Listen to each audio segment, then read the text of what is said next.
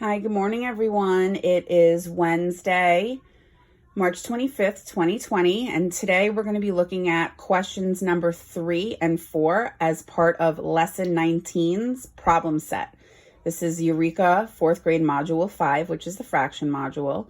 The I can statement for today's lesson is basically we're going to be able to solve word problems involving addition and subtraction of fractions. So we know we've been working on fractions for quite some time now. So we're going to do this one. I'm going to show you how to solve it. And, if you have any questions, you can always reach out to us on Google Classroom under the lesson. So number 3 says, Maria spent 4/7 of her money on a book and saved the rest. What fraction of her money did Maria save?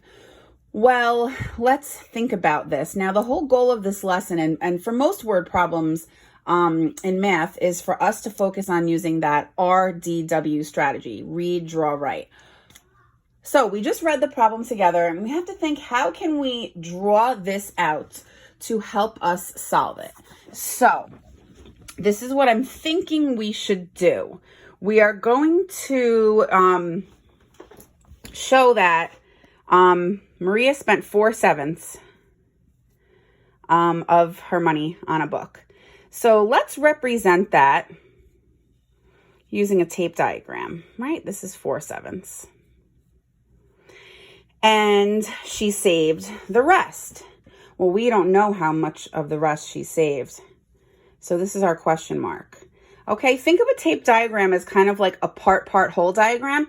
So I'm going to give you an easier example. If we know that the whole is 7, and one part is 5, think about it. What operation or what do we need to do to figure out what that missing part is, right?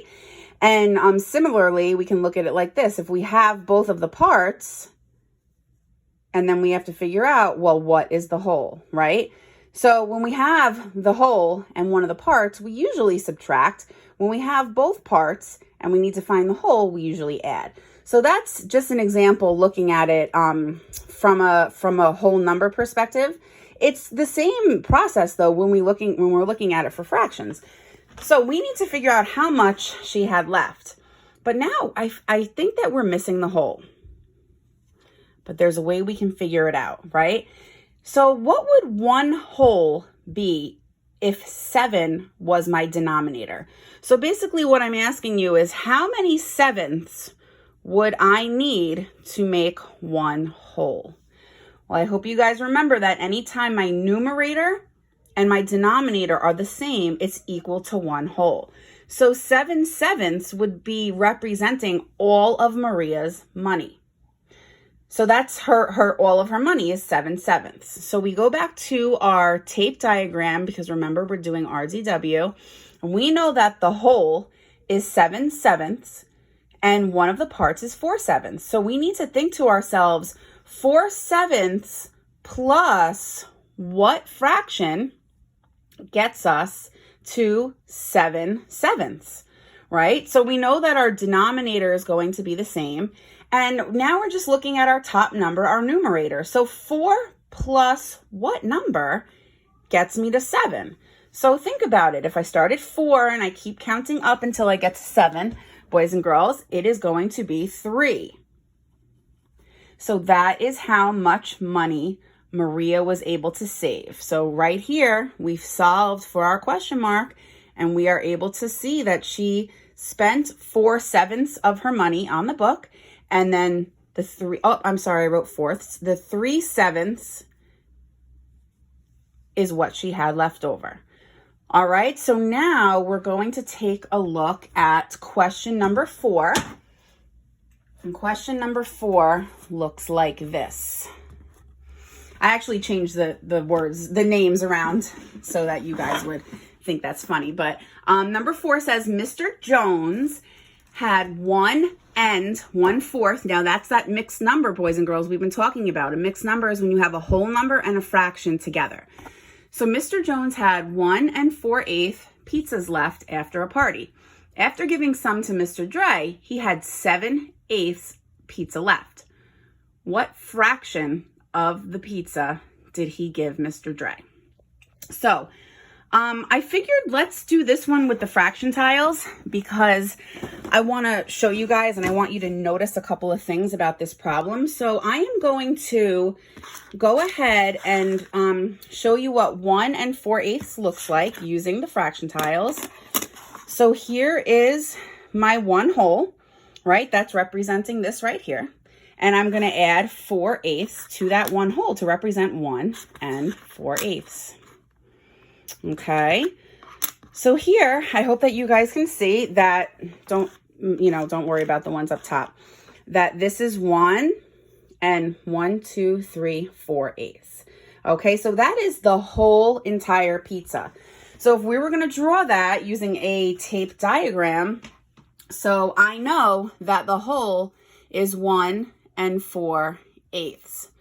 What I don't know, and I know that he gave 7/8 to Mr. Dre. And now I want to know, no, that's what he had left. And here is what we want to know, how much he gave Mr. Dre. That's our unknown. So we have one of the parts, we have the whole, but we don't have the other part. So essentially this is like saying 7/8 plus what fraction would get us to 1 4/8. That's what that's looking like. 7/8 plus what is getting us to 1 4/8. So we know that the whole is 1 4/8, which looks like this. Now, when we are adding or subtracting fractions, it's kind of hard to work with a whole number, especially when the other component doesn't have a whole number. So basically what we're doing is we can do 1 4/8 minus 7/8 to see how much of that pizza Mr. Jones gave to Mr. Dre. But see, I can't really take away 7/8 from here because I only have 4/8, right? If I have 4, I can't take 7 away from that.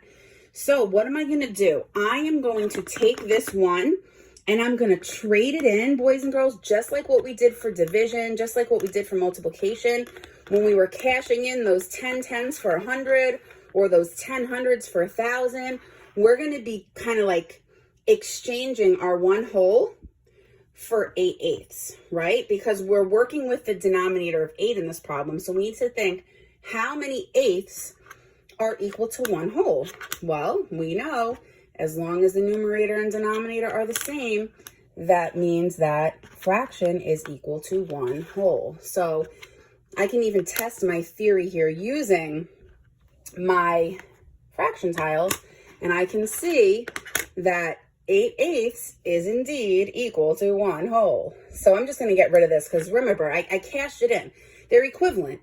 1 whole is equivalent to 8/8. So I'm just going to kind of slide these over to show you. So what we really did was we converted, or we changed the 1 whole into a fraction to make it more friendly for us to be able to subtract. So now I have to think, well, if I had 8/8 plus 4/8, I'm going to have 12/8. So let's just make sure we're right. 1, 2, 3, 4, 5, 6, 7, 8, 9, 10, 11, 12. So now I think this is a little bit easier for me to do. We converted our 1 4/8 to 12/8, which we know is a fraction greater than 1. We knew that because this was the one that we traded in. And we're going to be subtracting 7/8. So remember, our denominator stays the same, and we're just really taking away the parts of the whole up top, which is represented by the numerator, those top numbers. So if I have these 12/8 and I take 7 of them away, check it out. 1, 2, 3, 4, 5, 6, 7. We're going to see that we have 1, 2, 3, 4, 5 left. And that makes sense, right? If we check our work using the inverse operation of subtraction, which is addition, right? 5 plus 7 is 12. Okay, so 12/8 minus 7/8 equals 5/8. I hope this video was helpful for you, and please let me know if you have any questions on Google Classroom or Dojo, or if you want to talk about it today during our Zoom at either 11:30 or 1:30. I'd be happy to continue to help you. Have a great day, guys. Bye.